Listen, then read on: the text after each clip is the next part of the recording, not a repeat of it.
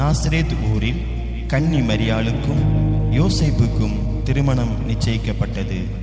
ஒரு நாள் இரவு மரியாள் நித்திரை செய்து கொண்டிருக்கையில் தேவதூதன் சொப்பனத்தில் தோன்றி, கிருபை பெற்றவளே வாழ்க, கர்த்தர் உன்னுடனே இருக்கிறார், ஸ்திரீகளுக்குள்ளே நீ ஆசீர்வதிக்கப்பட்டவள். மரியாளே பயப்படாதே, நீ தேவனிடத்தில் கிருபை பெற்றாய். இதோ நீ கர்ப்பவதியாகி ஒரு குமாரனை பெறுவாய், அவருக்கு இயேசு என்று பெயரிடுவாயாக.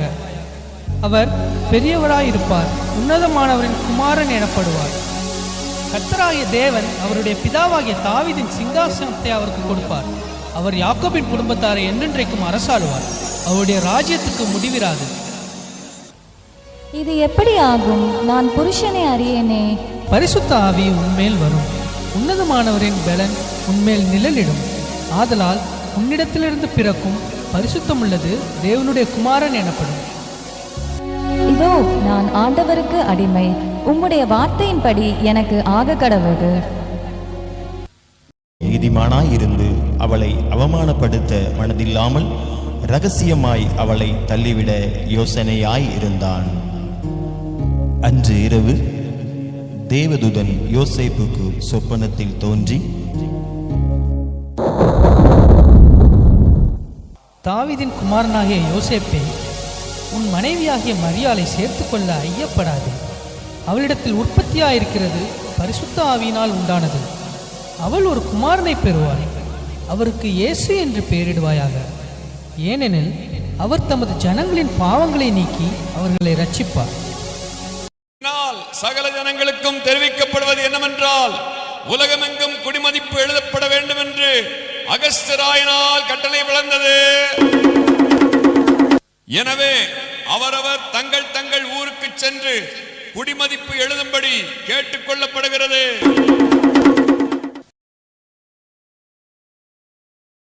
மனைவி பிரசவ வலியால் வேதனைப்படுகிறாள், உங்கள் சத்திரத்தில் இடம் இருக்கிறதா?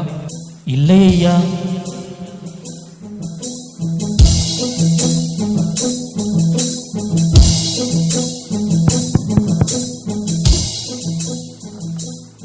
ஐயா, என் மனைவிக்கு பிரசவ காலம் நேரிட்டது, உங்கள் சத்திரத்தில் இடம் இருக்கிறதா? இடம் காலியாக இல்லையே.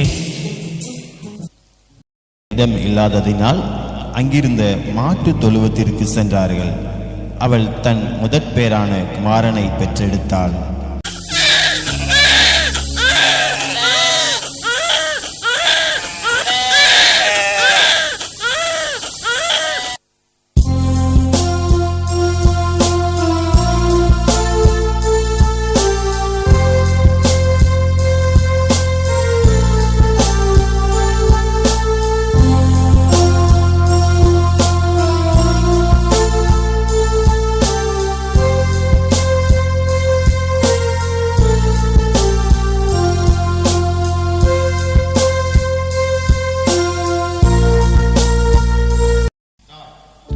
ராஜாவே வாழ்க, யூதருக்கு ராஜாவாய் பிறந்தவர் எங்கே?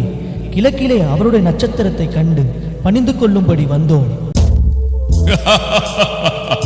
என்னது? யூதருக்கு ராஜாவா? பிரதான ஆசாரியரே, வேதபாரகரே, எல்லாரும் இங்கு வாருங்கள், நான் விசாரிக்கிறேன். கிறிஸ்துவானவர் எங்கே பிறப்பார் என்று எழுதியிருக்கிறது, பார்த்து சொல்லுங்கள் எனக்கு. யூதயா தேசத்தில் உள்ள பெத்லகேமில் பிறப்பார் என்று எழுதியிருக்கிறது மன்னா. அப்படியா? நீங்கள் போய் பிள்ளையை குறித்து திட்டமாய் விசாரியுங்கள். நீங்கள் அதை கண்ட பின்பு நானும் வந்து அதை பணிந்து கொள்ளும்படிக்கு எனக்கு அறிவியுங்கள். நல்லது, போய் வாருங்கள். அவர்கள் கிழக்கிலே கண்ட நட்சத்திரம் பிள்ளை இருக்கும் இடம் வரைக்கும் அவர்களுக்கு முன் சென்றது. அவர்கள் அந்த வீட்டுக்குள் பிரவேசித்து பிள்ளையையும் அதன் தாயாகிய மரியாளையும் கண்டு சாஷ்டாங்கமாய் விழுந்து அதை பணிந்து கொண்டு தங்கள் பொக்கிஷங்களை திறந்து பொன்னையும் தூபவர்க்கத்தையும் வெள்ளை போலத்தையும் அதற்கு காணிக்கையாக வைத்தார்கள்.